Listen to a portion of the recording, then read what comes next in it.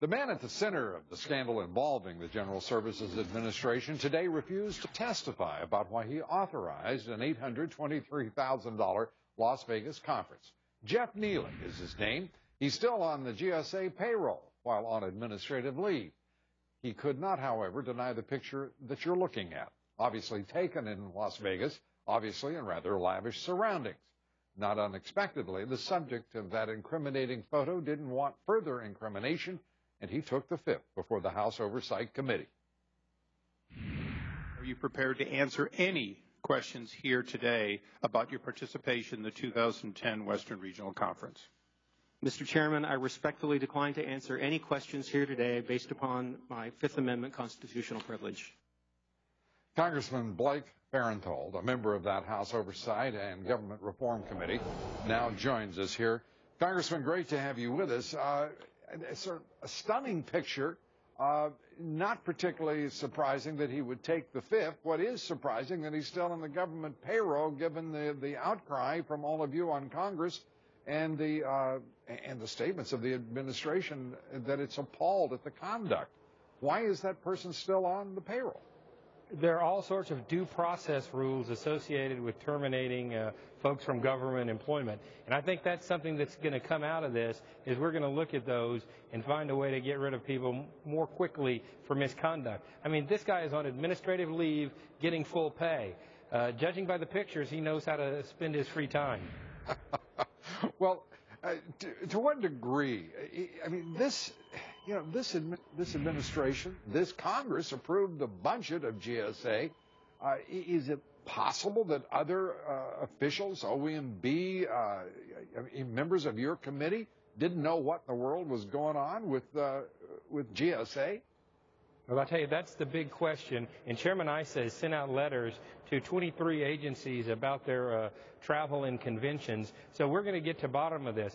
But the real question is, do we have a unique incident here, or are we developing a culture within the government that, oh, it's other people's money, let's spend it like there's no tomorrow? If that's the case, that's really bad. I'm concerned about the overall lack of common sense that's showing up in the GSA deal and with the Secret Service agents. Well, common sense, I suppose, would have to be inculcated in any organization. That would begin with the leadership. And I'm referring really to Congress as well as the President. The values that are being inculcated by those two branches of government, I don't think most people would immediately say it's about common sense. Well, we're working hard in Congress, especially on financial matters. We cut our own budget first. We're very careful about what we spend and consider the taxpayers' money sacred. We're fighting over how to spend it and how not to spend it, and then you see all this wasteful spending going on in the GSA, and you just want to bang your head up against the wall and say, how do you get the message to people? And I really do hope that this is a rogue event.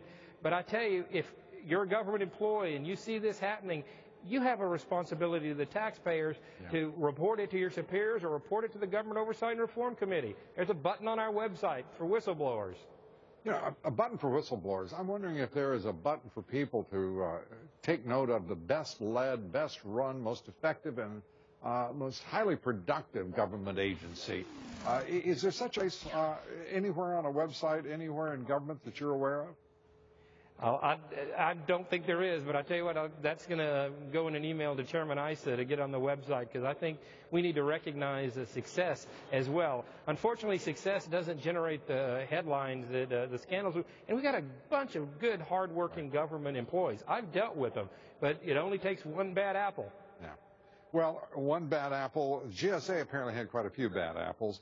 And apparently the Secret Service has got a few, which, frankly, I find stunning, because the Secret Service throughout my career, when I've traveled with Secret Service, worked with them, have been exemplary as government servants and stood in a class, frankly, by themselves. What we are hearing now in these charges and allegations in Cartagena, Colombia, this is dispiriting, to say the least. Your thoughts? Again, a complete failure of common sense, and is generating a real fear that we've got a culture developing within this government of just, it's all about me. And that's not the case. These Secret Service agents had to know better. Anybody who's watched a simple spy movie on TV knows You bring in women, seduce the agents, plant the bugs, get compromising pictures. In no universe was this a good idea. Yeah, I think that it's fair to say there was a time, and maybe I'm being entirely too idealistic, I do believe there was a time within the Secret Service in which this kind of conduct wouldn't have occurred for no other reason than the fact that you would know as an agent that your fellow agents would not tolerate that kind of conduct from within the ranks. And that's the attitude we need in government. Congressman, it's great to have you here. Thank you so much for all the work you're doing. My pleasure. Congressman Blake Farenthold. Up next.